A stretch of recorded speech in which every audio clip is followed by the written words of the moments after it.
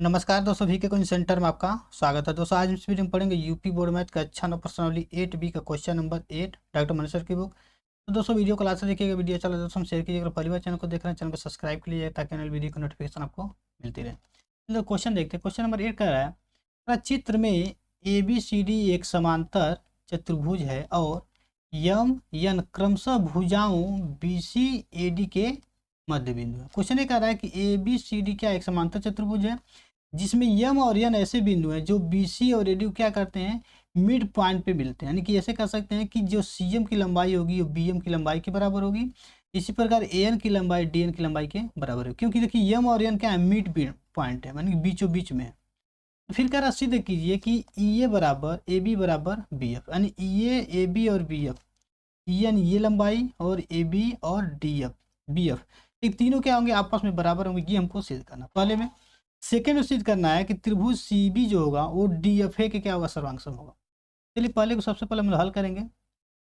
पहले में देखिए क्या दिया हुआ है, कह रहा है कि ABCD एक समांतर चतुर्भुज, इसको हम क्या लिखेंगे, ज्ञात में हेडिंग डालेंगे ज्ञात है, और इसमें लिखेंगे ABCD एक समांतर चतुर्भुज है जिसमें BC तथा AD के मध्य बिंदु क्रमशः यम तथा यन है। फिर आगे हेडिंग डालेंगे सिद्ध करना है कि EA बराबर AB बराबर BF, यानी देखिए क्या EA बराबर AB बराबर BF हमको दिखाना है। फिर हेडिंग डालेंगे उपपथ, लिखेंगे उपपथ। अब चलिए इसको क्या करते हैं, हम लोग प्रूफ करते हैं। सबसे पहले यहाँ देखिए कि त्रिभुज दिया हुआ है यहाँ पे ENA और दूसरा त्रिभुज है यहाँ पे CND। तो यहाँ लिखेंगे त्रिभुज ENA तथा त्रिभुज CND में देखिए दोनों त्रिभुज क्या क्या इक्वल हो रहा है। देखिए ये एंगल और ये एंगल दोनों क्या होंगे, आपस में इक्वल होंगे। क्यों? क्योंकि जब दो लाइन एक दूसरे को काटती है ना, तो ये एंगल इस एंगल के बराबर होता है और ये एंगल इस एंगल के बराबर होता है। इसको बोलते हैं शीर्षाभिमुख कोण। यहाँ लिखेंगे यहाँ पे क्योंकि एंगल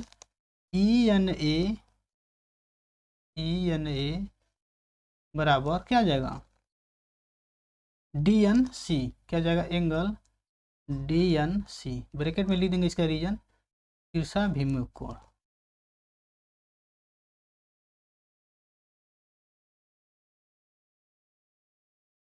शीर्षाभिमुख कोण।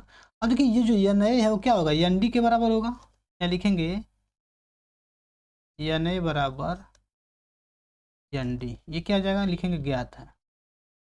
क्यों ज्ञात है? क्योंकि ये क्वेश्चन में दिया हुआ है कि जो N पॉइंट है वो DA का मिड पॉइंट है। मिड पॉइंट होगा तो क्या होगा, ये लंबाई दोनों आपस में बराबर होंगे। तो दो चीज हमको ज्ञात हो गया, ये कि एंगल मालूम हो गया और ये भुजा। अब देखिए ये एंगल और ये एंगल क्या होंगे, आपस में बराबर होंगे। क्यों? क्योंकि AB और DC क्या एक दूसरे के समांतर है और DA क्या करे, एक दूसरे को इसको काट रही है। यहाँ लिखेंगे तथा एंगल EAN बराबर क्या जाएगा, एंगल CDN ब्रैकेट में लिख देंगे चूंकि AB समांतर DC तथा क्या है, DA तिर्यक है। DA तिर्यक रेखा, या फिर ऐसे लिख सकते हैं तिर्यक। ठीक है, तो देखिए तीन कंडीशन हमको यहाँ पे मिल गया। ये दो एंगल मिल गया और एक साइड मिल गया। तो देखिए दो एंगल और इसके बीच का साइड से क्या आ जाएगा, दोनों त्रिभुज हमारा कांग्रुएंट हो जाएगा एंगल साइड एंगल से। यहाँ लिखेंगे इसलिए त्रिभुज ENA कांग्रुएंट क्या आ जाएगा, त्रिभुज CND। इसका रीजन क्या देंगे, कौन सा क्राइटेरिया होगा, कहेंगे कि एंगल साइड एंगल यानी A से त्रिभुज कांग्रुएंसी से क्या हो जाएगा, ये दोनों त्रिभुज कांग्रुएंट हो जाएगा। देखिए जब भी दोनों त्रिभुज कांग्रुएंट हो जाएगा तो दोनों त्रिभुज के जो कांग्रुएंट पार्ट होंगे क्या होंगे, आपस में बराबर होंगे। इस तरह कर सकते हैं कि इस एंगल के सामने ये है तो ये किसके बराबर हो जाएगा, इस एंगल के सामने DC के बराबर हो जाते हैं। यहाँ लिखेंगे इसलिए EA बराबर क्या हो जाएगा, DC। कैसे कहेंगे, CPCT and corresponding parts of congruent triangle, या फिर ऐसे लिख सकते हैं सर्वांगसम त्रिभुजों के संगत अवयव से। अब हम लिखेंगे चूंकि DC बराबर AB, देखिए EA बराबर DC और DC बराबर AB, यहाँ लिखेंगे इसलिए EA बराबर क्या आ जाएगा, AB। EA बराबर AB, इसको मान लीजिए समीकरण नंबर 1। अब चलिए इसको आगे हल करते हैं। अब यहाँ पे लिखेंगे इसी प्रकार त्रिभुज BMF तथा त्रिभुज क्या हो जाएगा DMC में,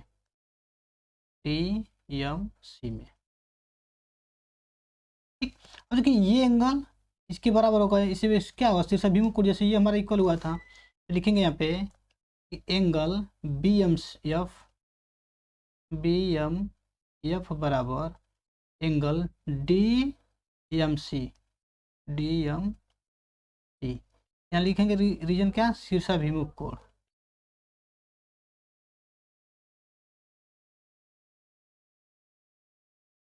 तो दूसरा क्या मिलेगा, यहाँ पे देखिए क्या ये साइड यानी कि BM की वैल्यू क्या आ जाएगा, CM के बराबर हो जाएगा, तो यहाँ लिखेंगे BM बराबर TM, ब्रैकेट में लिख देंगे ज्ञात, क्योंकि एम क्या है मिड पॉइंट है किसका, BC का। तो आगे देखिए क्या करेंगे, ये एंगल इस एंगल क्या होगा, बराबर होगा, क्यों, क्योंकि देखिए क्या AB जो है DC के समांतर है और CB क्या कर रही है, तिरछी काट रही है। यहाँ लिखेंगे तथा एंगल FBM बराबर एंगल क्या आ जाएगा DCM, एंगल DCM ब्रैकेट में लिख देंगे, चूंकि AB पैरेलल CD तथा क्या है यहाँ पे CB या BC क्या तिर्यक है, तथा लिख देंगे BC तिर्यक है, ठीक। अगर तिर्यक होगा तो ये हमारा क्या आ जाएगा, दोनों बराबर हो जाएगा। यहाँ देखिए दो एंगल मिल गया, जैसे इसमें मिला था कि दो एंगल मिला था और एक इसकी बीच की भुजा मिली थी, इसी प्रकार देखिए ये एंगल मिल गया और ये एंगल मिल, इसके बीच की एक भुजा क्या होगी, बराबर हो जाएगी। तो तीनों कंडीशन से क्या आ जाएगा हमारा त्रिभुज, ये त्रिभुज और ये त्रिभुज क्या आ जाएगा, कांग्रुएंट हो जाता है। लिखेंगे इसलिए त्रिभुज कौन सा था, BMF, त्रिभुज BMF इक्वल टू त्रिभुज क्या है, कांग्रुएंट दिखा देंगे, कांग्रुएंट किसके जाएगा, DMC के, DMC कैसे जाएगा, कहेंगे एंगल साइड एंगल से क्या होगा, कांग्रुएंट जब हो जाएगा तो हमारा जो BF होगा किसके बराबर हो जाएगा, DC के। यहाँ लिखेंगे इसलिए BF बराबर DC, या फिर जब देखिए BF बराबर जब DC हो गया यानी कि ये साइड इसके बराबर हो गया और DC किसके बराबर है, यहाँ पे AB के। यहाँ फिर लिखेंगे क्योंकि DC बराबर AB, इसलिए क्या आ जाएगा FB, यानी कि यह क्या आ जाएगा, BF बराबर हो जाएगा AB, BF बराबर AB। इसको मान लेते हैं समीकरण नंबर 2। और देखिए समीकरण 1 में हमने ये दिखाया कि EA बराबर AB, यानी EA बराबर AB और इसमें हो गया BF बराबर AB।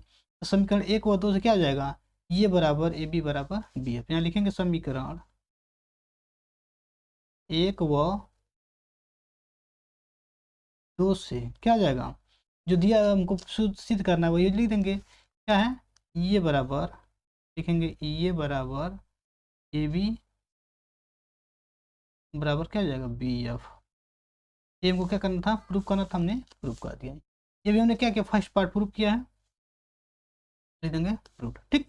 अब चलिए इसका सेकंड पार्ट प्रूफ करते हैं। अब यहाँ पे हेडिंग डाल लेंगे सेकंड, और यहाँ लिखेंगे ज्ञात है ABCD एक समांतर चतुर्भुज है जिसमें BC तथा AD के मध्य बिंदु क्रमशः M तथा N है।